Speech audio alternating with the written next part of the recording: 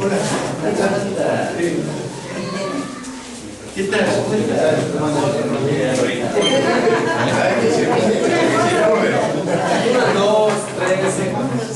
Bien, en primer lugar, darle la bienvenida a Gloria, que se vino de Guatemala a dar una charla, está recorriendo varios lugares de la Argentina y hoy nos honra con su presencia en La Juanita.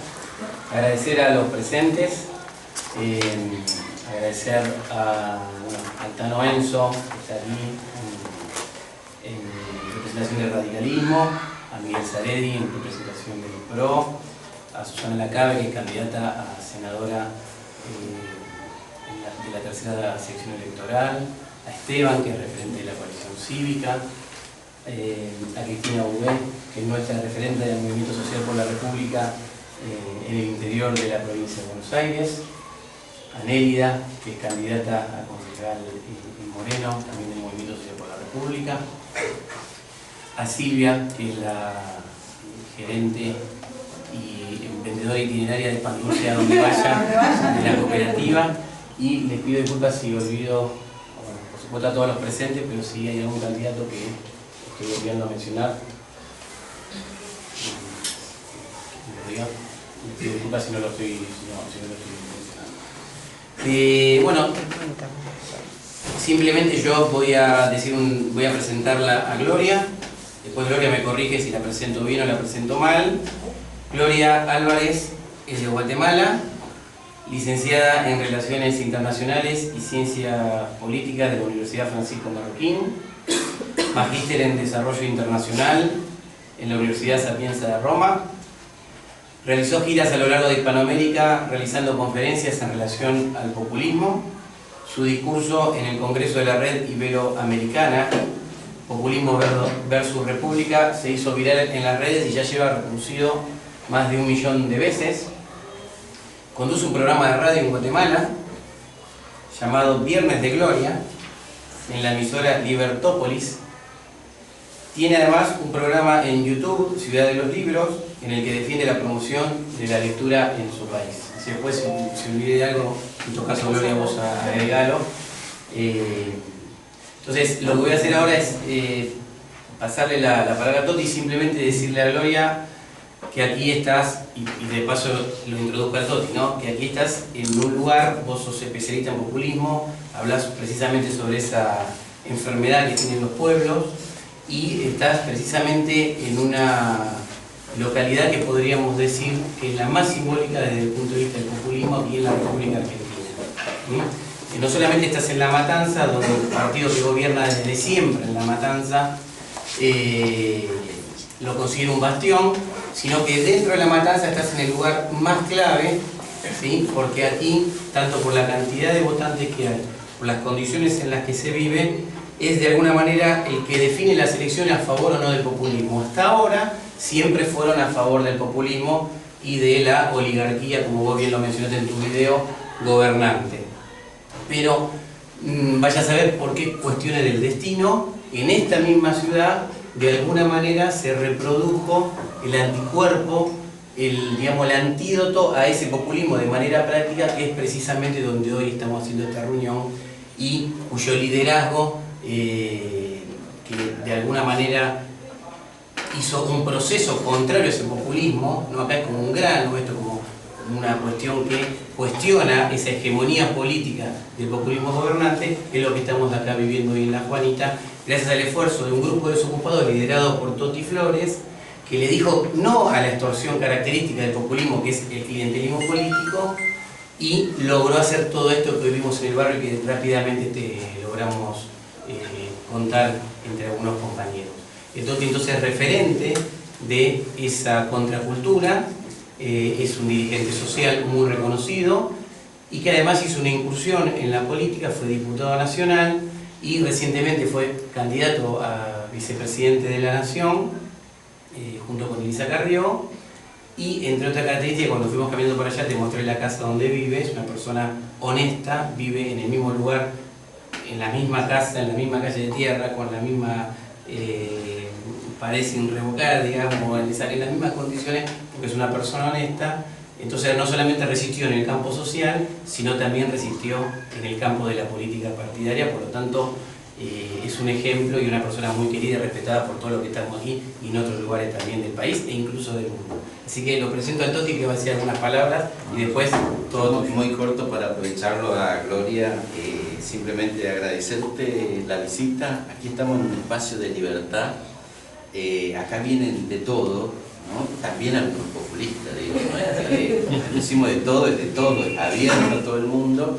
Permanentemente recibimos visitas y nos halaga tu presencia, Gloria, por toda tu trayectoria con relación a esta lucha.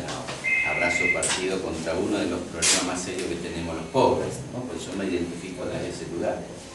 Simplemente como introducción y como para generar, no sé de qué tenías pensado hablar, es un espacio donde hay absoluta libertad, pero a mí me gustaría introducir un tema que me preocupa y es un dilema que tengo con relación a la aparición del populismo como una categoría política muy importante en los últimos años. Mi pregunta, y con esto te voy a dejar poder responderlo o no, pero mi dilema es el tema de si el populismo no es la expresión distorsionada de la decadencia de la sociedad más allá de las cuestiones ideológicas. Yo coincido con Lilita Carrió en el sentido que la madre de las ideologías son las culturas de los pueblos, y nosotros tenemos las dos grandes ideologías emancipadoras como es el liberalismo y el marxismo, han sido parte de los valores de la cultura judeo-cristiana, y me da la impresión que eso es lo que está en cuestionamiento hoy y que nos lleva al populismo. Y entonces mi dilema es si el populismo tiene también ideología, si hay un populismo de derecha, hay un populismo de izquierda, o simplemente es una expresión distorsionada, casi se podría decir, de una nueva cultura que rompe todos los valores, que es la cultura de los delincuentes, ¿no? Para no ponerlo en ideología. Así que con eso te dejo y muchas gracias. Gracias, Toti. Muchas gracias, muy buenas tardes tengan todos. Es un gusto para mí estar en un lugar que primero que comprueba que no estoy loca y que voy por el buen camino, porque yo vengo de un país donde por tener la complexión física que tengo, automáticamente no sé nada de pobreza y vivo en una burbuja y qué sé yo de estas cosas. Yo la verdad es que no vengo de una familia rica en Guatemala, por lo menos no rica monetariamente. Yo vengo de inmigrantes cubanos y mi familia por parte de mamá viene de una provincia en Guatemala que tampoco era que tuvieran mucho dinero, pero en mi casa si algo sí nunca faltó fue la educación. Pero en mi país, como les contaba, por la complexión física que yo tengo, automáticamente relacionan que yo tengo 8 yates parqueados, 5 helicópteros, y que vengo a hablar de populismo como que si yo en mi vida he visto lo que realmente es la pobreza. Y yo siempre pregunto cuántos niños desnutridos, cuántas aldeas, cuántos barrios sin pavimento tiene uno que ver para poderse graduar de conocedor de la pobreza, ¿no? Porque también a veces cuando voy a los barrios a hacer trabajo, a dar conferencias, a hablar con la gente de mi país, yo por ejemplo me he metido en el vertedero de basura de Guatemala, alrededor del mismo se ha creado toda una comunidad que vive ahí, lo he visto. He platicado con madres de niños desnutridos, sé lo que son las pandillas, o sea, estoy conectada, digamos, con esa realidad. Pero para mucha gente, uno no puede hablar de pobreza, o lo que te dicen es que tú nunca has pasado hambre, es que tú cómo vas a saber. Bueno, si algo sí tengo claro, y es porque la historia así lo comprueba, es que ningún gobierno saca de la pobreza a nadie, porque ningún gobierno produce nada.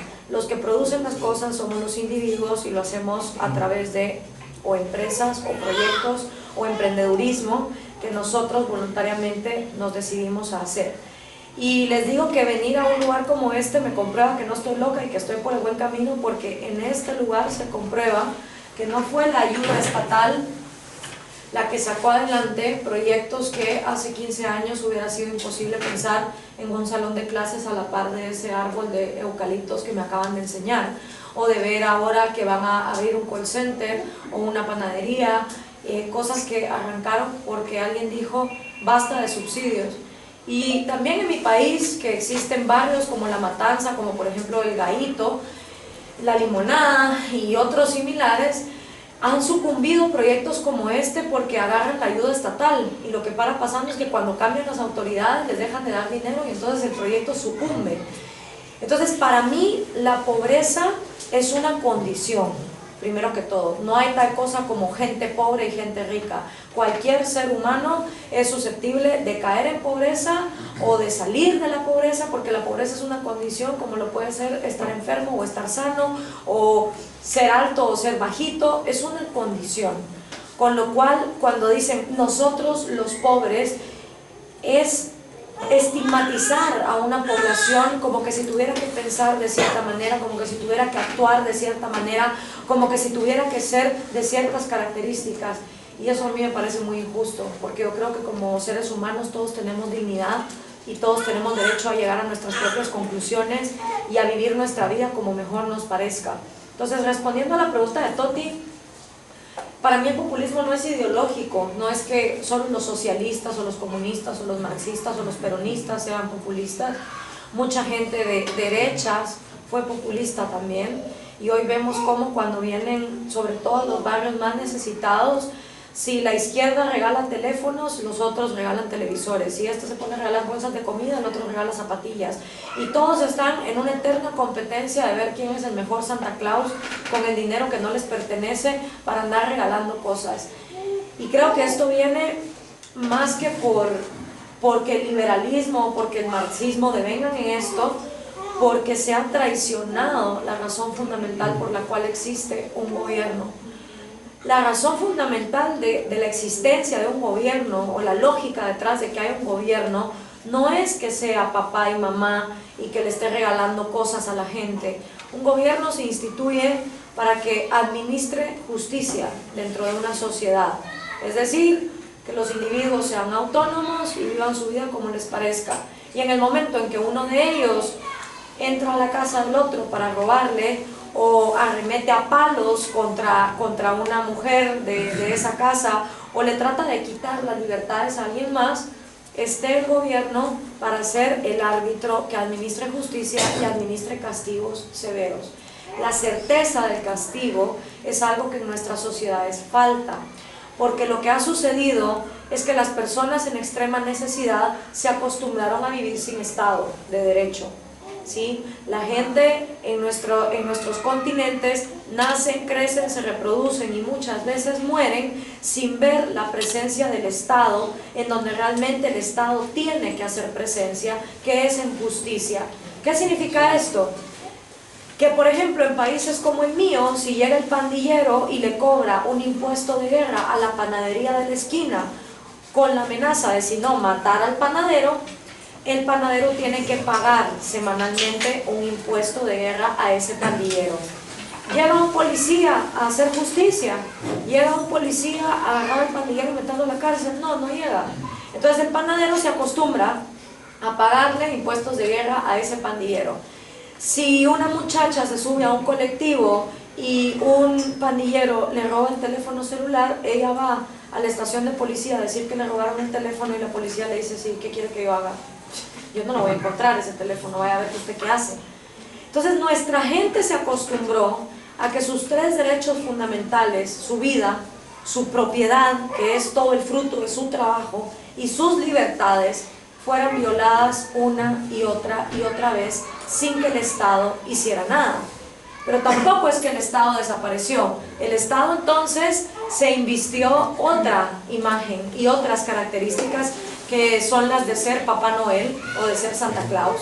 Entonces, mientras igual te violan tu vida, tu propiedad privada, y existen crímenes que pasan impunes, el Estado ahora se presenta como un Santa Claus que lo que hace es darnos regalitos para mantenernos contentos en la miseria, y para que la gente entonces diga, bueno, me imagino que aquí cuando viene a hacer el cierre de campaña, que vienen aquí a la matanza los candidatos, regalan un montón de cosas. ¿Y cuál es la lógica de alguien de un barrio como La Matanza o El Gallito en Guatemala? Pues la lógica es estar escuchando al líder populista y decir, bueno, aquí viene este desgraciado, como siempre, cada 4 años vienen a hablar lo que siempre hablan. y después se va a olvidar de mí, después el tipo va a quedar de presidente y se va a olvidar de mí.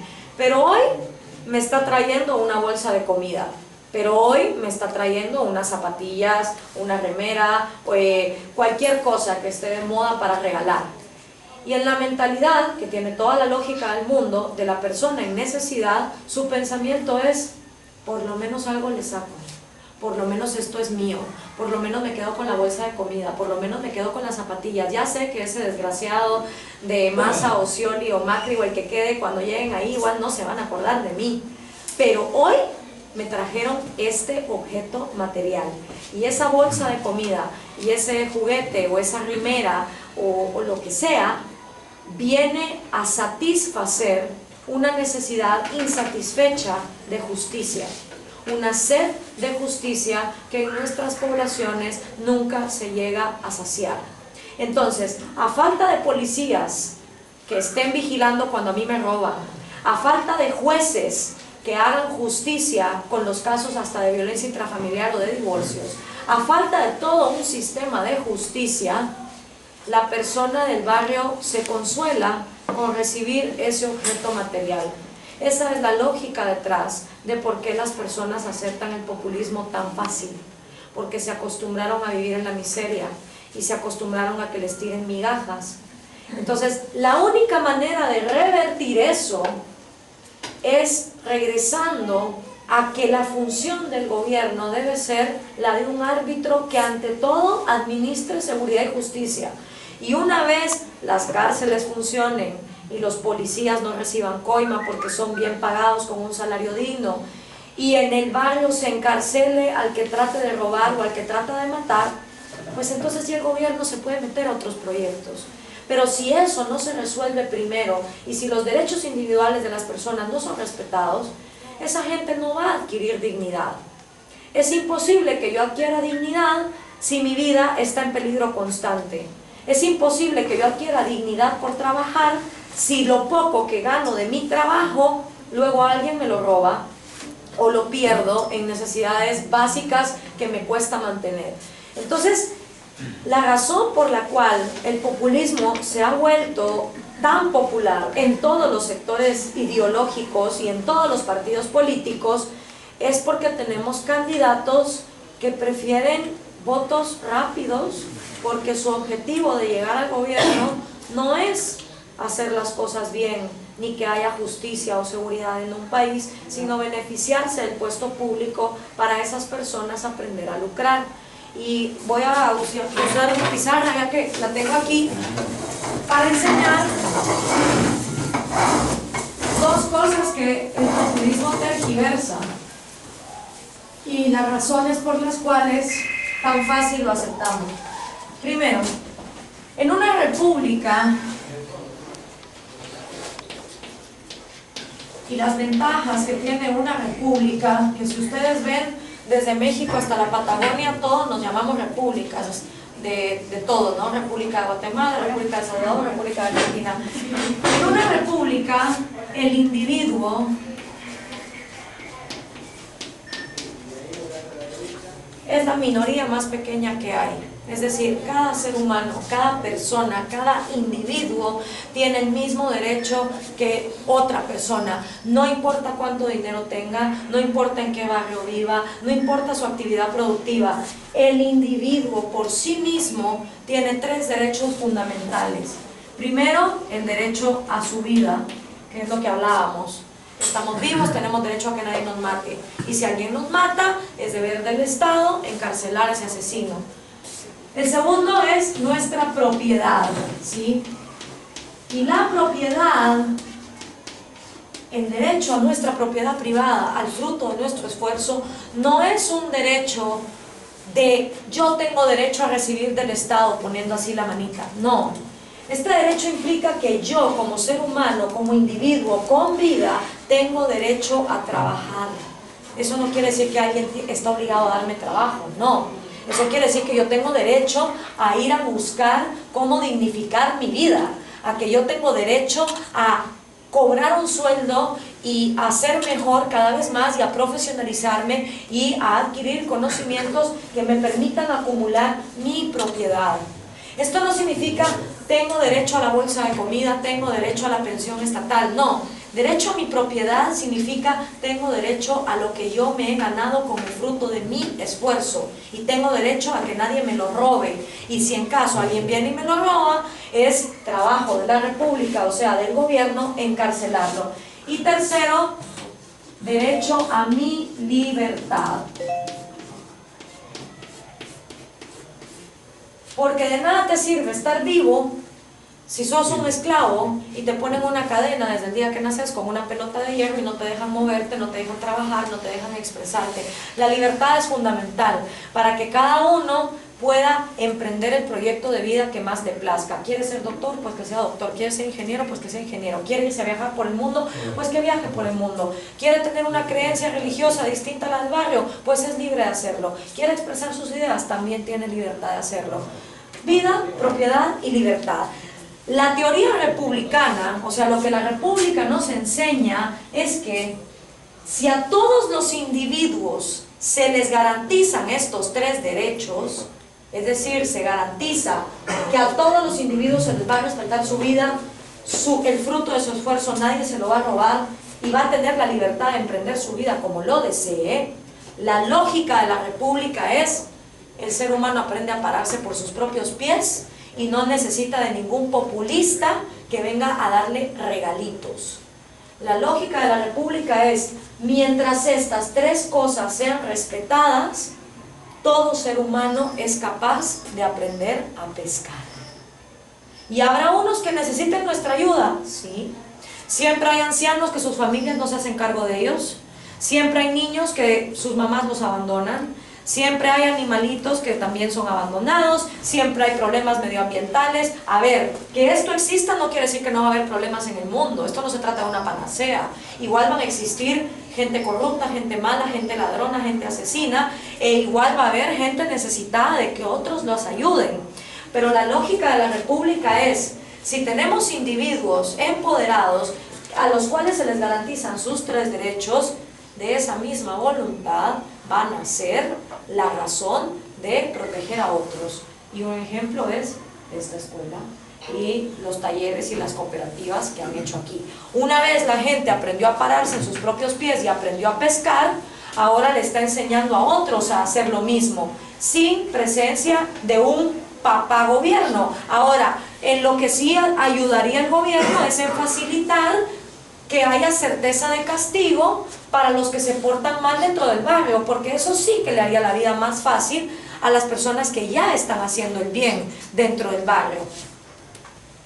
La república concibe que hay división de tres poderes para lograr esto. El primero, el poder judicial.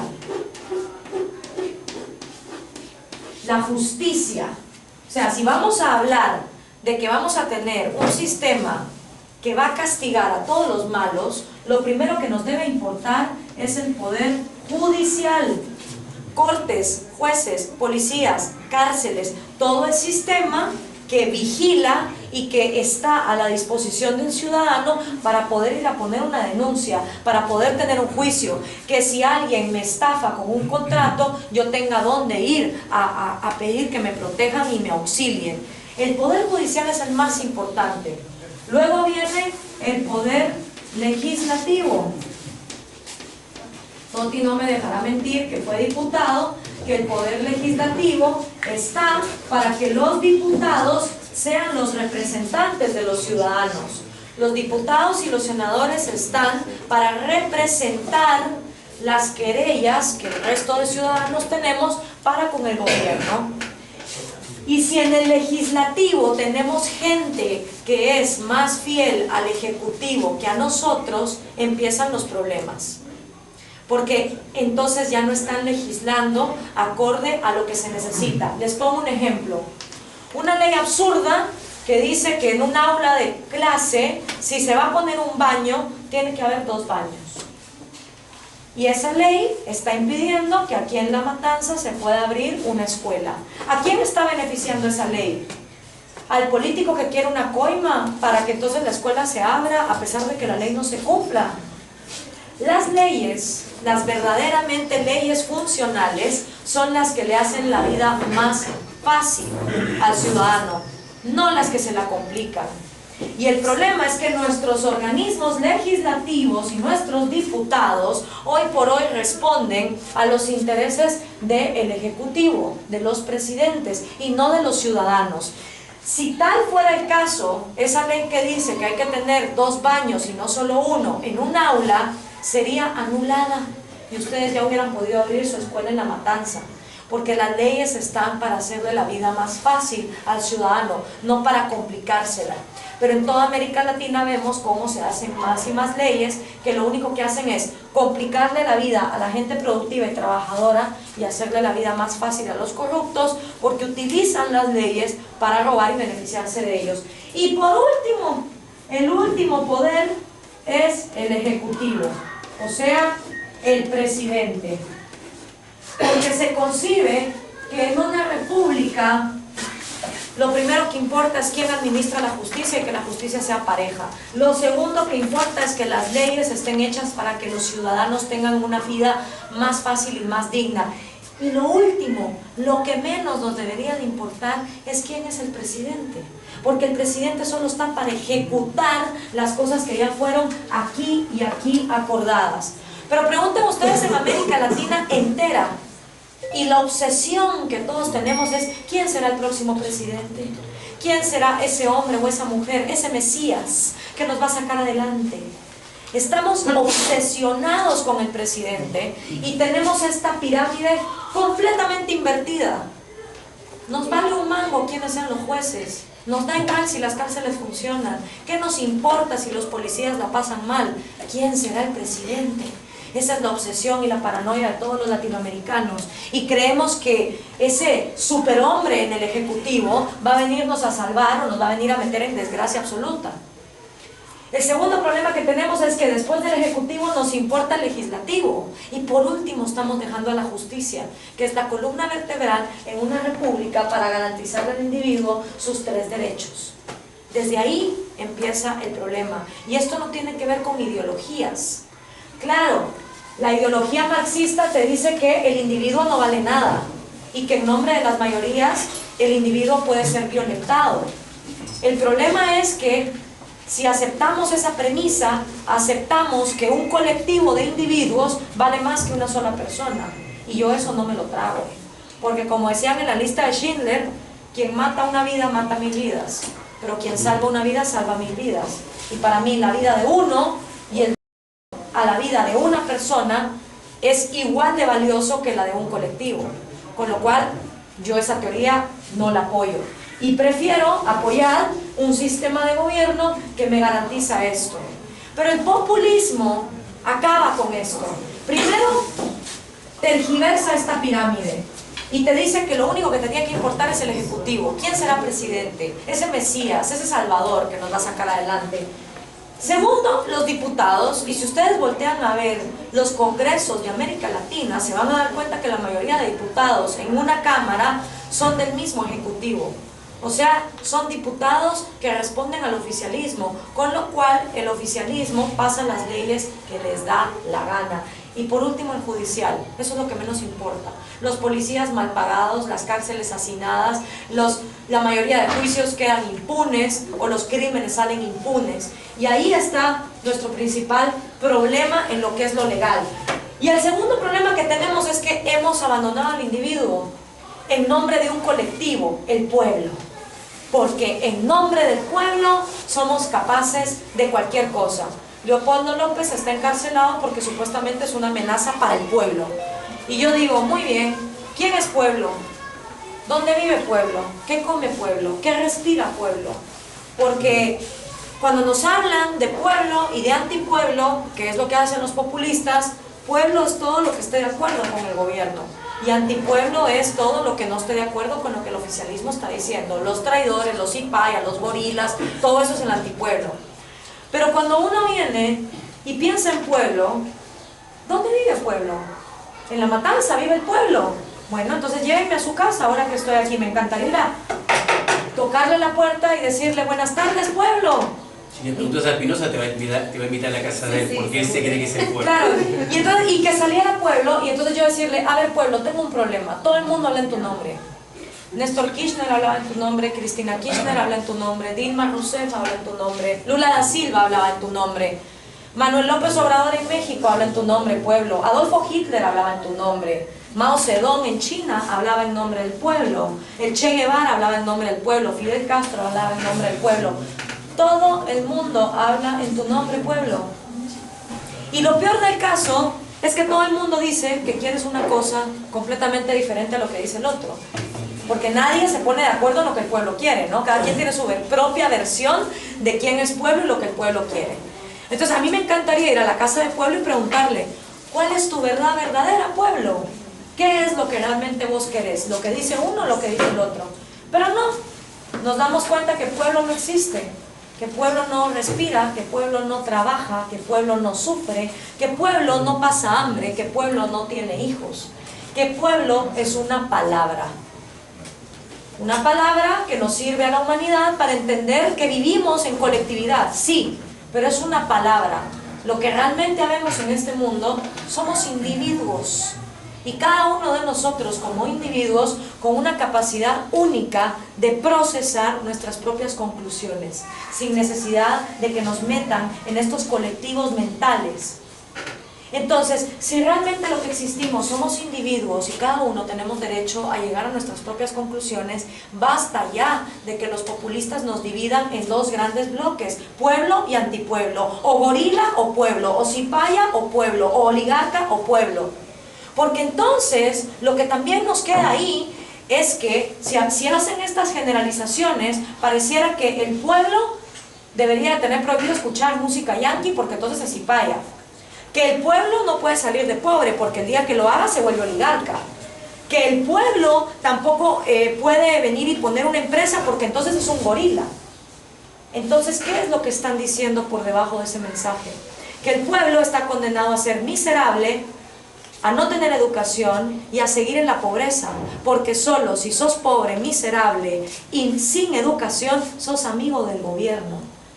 Ahora resulta que para ser pueblo tenés que ser pobre, tenés que ser tonto y tenés que decir amén a todo lo que el gobierno diga. Si no, dejas de ser pueblo.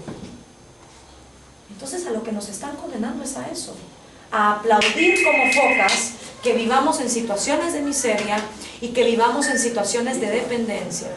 Y venir a un lugar como La Matanza, donde hubo un grupo de personas como Toti Flores y muchísimos más que dijeron, no queremos subsidios, queremos nuestra dignidad, queremos aprender a pararnos bajo nuestros propios pies, vamos a hacer uso de nuestra vida y lo único que pedimos es que nadie nos mate para entonces acumular nuestra propiedad privada en la forma de panaderías, costurerías, call centers, y vamos a hacer uso de nuestra libertad para irle a decir a Banco Santander que venga a poner una sucursal, y vamos a hacer uso de nuestra libertad para contar nuestra historia, y vamos a hacer uso de nuestra libertad para demostrar que como individuos pudimos salir adelante.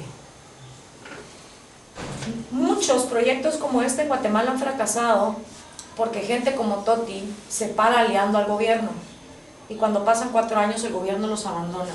Si algo yo los felicito y me quito el sombrero es de que en esta comunidad y lo que han logrado acá lo han hecho por su cuenta, y eso es lo que hace que pase quien pase, continúe el kirchnerismo o se acabe, ustedes van a continuar, se volvieron autónomos y su progreso ya no depende de si el gobierno es corrupto o es honesto, ahora su progreso depende exclusivamente de ustedes.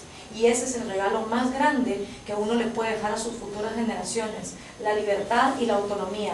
Y eso, por supuesto, empieza por la educación. El hecho de que deliberadamente la educación en América Latina esté atrasada, sea retrógrada, es precisamente porque la fábrica de miseria y la fábrica de pobres es lo que conviene para tener un pueblo. Porque en el concepto de este tipo de gobernantes, el pueblo es eso. Y si eso no nos gusta, entonces acostumbrémonos a vivir como antipueblo, porque no vamos a tener otra forma de hacerlo. Agradezco muchísimo su atención.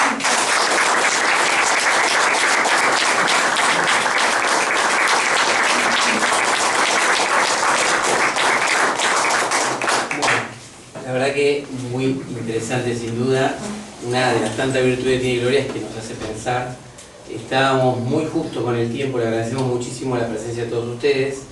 En 10 minutos a lo sumo Gloria debería irse porque tiene compromisos ya pactados para el día de hoy.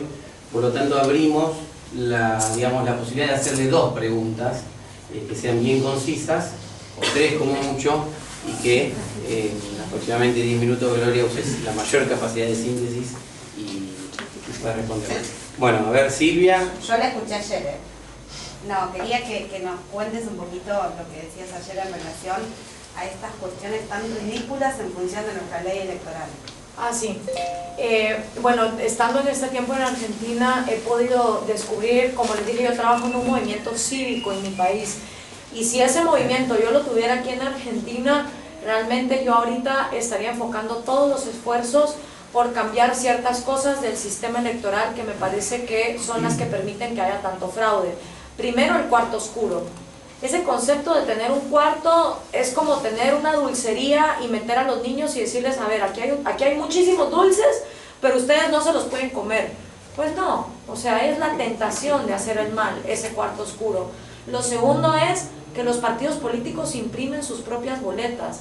Si yo permitiera en Guatemala que mis partidos políticos imprimieran sus propias boletas, primero aparecerían boletas truchas, habría duplicaje de boletas, habría demasiadas boletas de un partido, pocas del otro, pues sería un desorden total. Y tercero, la boleta única. Yo creo que deberían de tener una sola boleta donde estuvieran los candidatos de todos los partidos y así se ahorrarían llegar a ese cuarto oscuro y que no haya boletas. Entonces sí creo que la ley electoral es la raíz de los problemas. Si yo tuviera esos problemas en Guatemala, esa ley electoral que tienen en Argentina, no solo nos tendríamos que preocupar de los acarreados, que ya los llevan acarreados, sino nos tendríamos que preocupar de todo ese montón de problemas además. ¿Votan a hacer lista sábana horizontal también? ¿Todas las categorías el mismo día? Nosotros sí votamos presidente, vicepresidente, diputados y alcaldes. Gobernadores, intendentes, todo el mismo día. Sí. Pero Pero son 5 únicas. boletas únicas. Ah, son 5 boletas O únicas. sea, ajá, está las boletas de presidente y vicepresidente, las boletas de alcalde, las boletas de diputados y el parlacén. Porque acá el problema grave que hay es que la lista sábana horizontal hace que se hace muy difícil. El primer cuerpo de la boleta arrastra el resto, ¿entendés? Entonces Sí. si empieza con el presidente y... Bueno, yo fui privilegiado acá porque tenía más que la boleta contra ellos, no tenían... pero es de acuerdo a quien tenés en el primer cuerpo de la boleta, el resto de los 6 cuerpos lo arrastra fácilmente. Ah, no, y eso, y otra Y cosa. está en relación con esto que vos explicaste, digamos, el Sí, presidente. el tribunal electoral es quien imprime las boletas. Entonces, a la mesa llegan, si hay 400 No, claro, personas claro, apuntadas para exacto. votar en esa mesa, te llegan 400 boletas exactas. No una, ni 401, ni 399, sino 400 exactas. Y conforme llega la gente a votar, se le entrega las 5 boletas en el momento en que llega. No, acá el robo sistemático de boletas es una de las claves de la elección. En la Argentina y en la matanza especialmente. El robo de boletas durante el día. Un sistema electrónico no sería mucho más conveniente. Depende de quién lo maneje. Los softwares son perfectos, pero si entras a un corrupto, igual se corrompe. Claro. Susana. Sí, yo te quería preguntar sobre el movimiento cívico, justamente, porque, digamos, en eso a lo mejor tenemos algo parecido, pero quería saber sobre las acciones. Nosotros, digamos, a partir del 2011, fines del 2011, fundamos también un movimiento humanista, digamos, para enfrentar un poco el poder hegemónico del gobierno que en ese momento había ganado por segunda vez Cristina Kirchner. Y sé de tu movimiento cívico, me interesaba saber cómo se originó y qué tipo de actividades realizan. Se originó en el año 2009, Movimiento Cívico Nacional de Guatemala, MCN, lo pueden buscar en Facebook, que están todas nuestras actividades. Nacimos a raíz del asesinato de Rodrigo Rosenberg, un video que también se volvió viral de Guatemala, donde él decía que si usted estaba viendo ese video es porque lo había matado al presidente de la República. Y salieron los guatemaltecos a las calles, como aquí con el caso Nisman, y obviamente no se logró la destitución del presidente, ni fueron movilizaciones tan grandes como las que este año hubo en Guatemala. De ahí para acá el movimiento nació con 4 amigos, cada uno puso el equivalente a $400 y fundan el movimiento con el objetivo de hacer lo que los partidos políticos no hacen, que son capacitaciones como esta. Entonces empezó a indagar en la importancia de la República, quién era el enemigo de la República, se empezaron a hacer talleres y charlas. Tenemos 3 objetivos básicos. Primero, renovación de la clase política. Buscamos líderes y los vamos capacitando para que algún día tomen puestos públicos. Participación ciudadana, hacemos conferencias, talleres, charlas, cineforos, debates, todas esas actividades que los partidos han dejado de un lado, donde involucramos a la ciudadanía. Y tercero, cobertura institucional. Estamos pendientes de lo que pasa en el Congreso y se lo informamos a la ciudadanía. Hemos logrado reformas importantes, por ejemplo el tablero electrónico para que los diputados voten electrónicamente, fue algo que nosotros logramos, e ir reformando ciertas leyes precisamente para lograr esto. Entonces esos son nuestros 3 campos de trabajo, digamos. Bien, vamos a hacer las últimas 2 y ya daríamos por terminada la charla. Bueno, Juan y la señora. ¿Qué tal? Buenas tardes, Verónica, para el Nacional de Matanza. Bueno, tenemos un municipio acá populista, obviamente, y oficialista. A tal punto que acaban de reinaugurar un hospital como es el Germani, y hasta nuestro mismo, es decir, lo inauguraron sin estar terminado y sin funcionar. Y hasta el mismo intendente salió a dar declaraciones en que el hospital funciona en perfecto estado, ¿no? ¿Qué opinas al respecto de eso? Bueno, de hecho me van a llevar ahorita a conocer el hospital, lo cual obviamente lo voy a grabar y que quede ahí, porque una de las cosas que en toda América Latina se aplaude de estos gobiernos es la salud gratis, la educación gratis, y que inauguran y que hacen tantas cosas. Entonces, obviamente lo que importa es que las personas que viven acá, que lo ven día a día, sean conscientes de eso y que no se dejen engañar. A mí me sorprendió mucho, por ejemplo, en estas elecciones, en los barrios más marginales de mi país, a veces chicos de 16 años agarraban el teléfono y decían: aquí está este candidato viniendo a hacer campaña y ya por ley está prohibido que hagan campaña, y los videos se volvían virales, así de 100.000 vistas. Entonces yo creo que aunque haya necesidad, hoy la tecnología, pues por ahí miro teléfonos presentes, nos sirven para que la misma gente que vive en La Matanza se vuelva un periodista y un justiciero en potencia, y que no se callen, porque a veces la gente se calla por miedo, y el miedo no es cuestión de dinero, el miedo es cuestión de uno vencer sus propias barreras mentales, ¿verdad?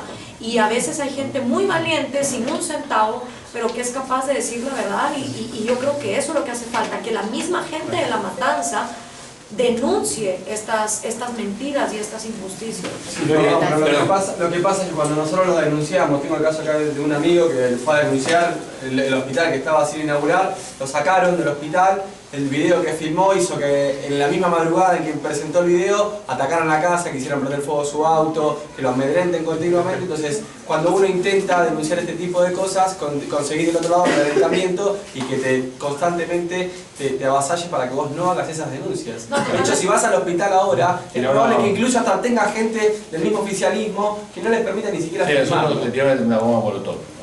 No, y es verdad, ¿y eso por qué? ¿Es la cámpora la que organiza esas cosas o es aparte? Es la cámpora y es el fanatismo que el mismo populismo genera en la gente. El fanatismo y el clientelismo que genera. Porque esa gente es gente que trabaja para ellos. Es que ellos se basan en conseguir el ejecutivo, porque eso lo que hace es darle poder para incrementar sus capitales y poder para poder manejar al individuo. Y por eso es que es tan importante el ejecutivo. Porque al fin y al cabo termina manejando el legislativo y el judicial. Entonces, hoy es tan importante el ejecutivo porque si no logran el amedrentamiento entre la gente, entre los individuos que quieren ese cambio. Pasa que al ser la minoría y al no tener el poder ni el capital para poder pelear contra ellos, pasa lo que pasó con él. Lo terminan amedrentando y ¿qué pasa lo que pasó con él? Nada. La denuncia que hizo él quedó en la nada. ¿Quién lo atacó? En cambio, si hubiese pasado al revés, si hubiera sido para el partido oficial, tener en todos los medios hablando de este hecho. Exacto. Pero ayer ni los medios nacionales, que también muchos son pagos por el mismo gobierno, ni siquiera los medios nacionales se acercaron, solamente los medios locales fueron los que dieron importancia al hecho. Después ninguno se acercó. Mira, obviamente en Argentina ocurre algo que no está ocurriendo, bueno, mentira, en Venezuela también, pero digamos en el resto de América Latina. Ustedes ya tienen una juventud organizada de manera violenta, capaz de amedrentar los derechos individuales, ¿verdad? Porque el individuo vale nada si no está con ellos. Y ya incurrir en unas injusticias. Entonces, es más difícil, fácil no es, sobre todo en el caso de Argentina, pero hay un libro muy bueno que se llama Resistencia no violenta a regímenes autoritarios de base democrática. Es de Ricardo Manuel Rojas, un magistrado de justicia de aquí de la Argentina. Yo leí el libro y me encantó porque te justifica el por qué la resistencia no violenta va a ser más efectiva ante estos regímenes que son electos democráticamente pero que luego se comportan como autoritarios, y te da más de 200 ideas de cosas que puedes hacer, porque si algo sí es verdad es que esos grupos sí están organizados, y los que estamos preocupados ante esta situación no contamos con tal organización, no estamos haciendo talleres para cambiarle la cabeza a los jóvenes y ponerles a pensar que tu vida, o sea, si tú te paras en un hospital y alguien te mete a palos, tu vida vale más que eso, tu vida merece ser respetada. El derecho a la vida es absoluto, pero lo que está pasando con nuestros jóvenes es que te justifican los asesinatos, te justifican los robos, porque mientras los haga la gente que a mí me cae bien, entonces todo marcha bien. Entonces yo sí creo que la violencia genera más violencia. Si no, mi consejo fuera, mira, organizar una guerrilla y date a palos con la cámpora. Pero honestamente creo que eso a largo plazo... Muy bien, la última, falta... No, perdón. Honestamente, porque ya tendríamos que irnos y estamos excedidos de tiempo. La última pregunta en realidad estaba Jorge, ¿sí? Y lo más sintético posible, por favor, Lore, y ya terminamos. Por lo que te vengo escuchando, yo creo que la lucha en la que debemos estar no es la lucha política, sino la lucha cultural. Sí.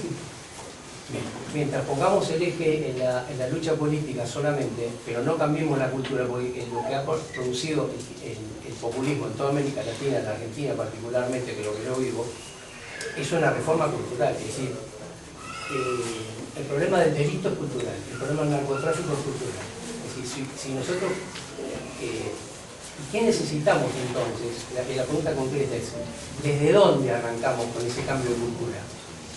Bueno, ¿dónde nos paramos? La cultura va desde lo que hablamos en la mesa de comedor en casa, a lo que hablamos en la tienda del barrio, a lo que compartimos con nuestros amigos de la escuela, y obviamente la cultura se basa en ideas, y las ideas hay muchas maneras de comunicarlas.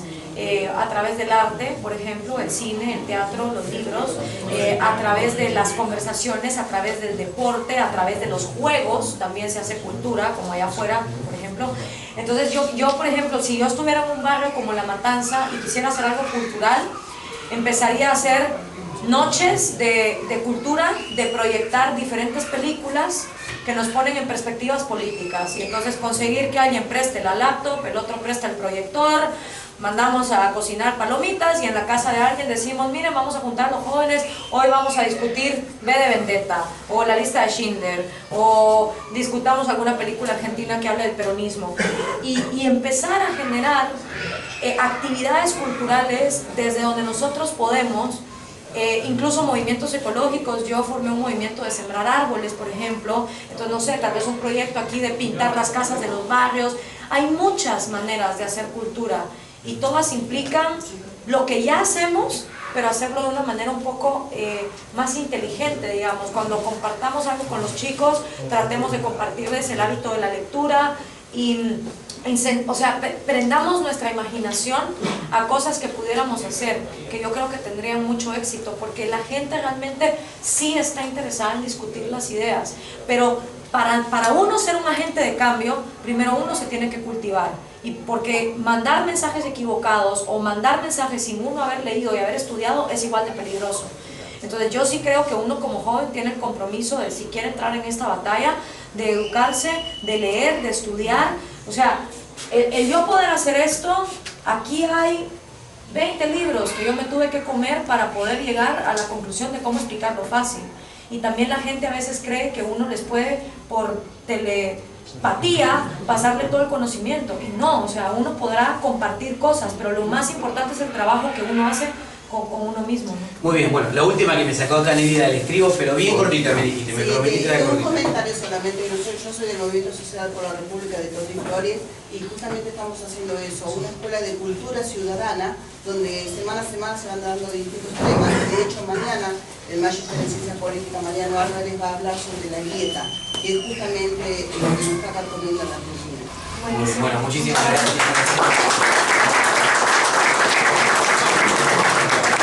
Para eso me hubiera dicho.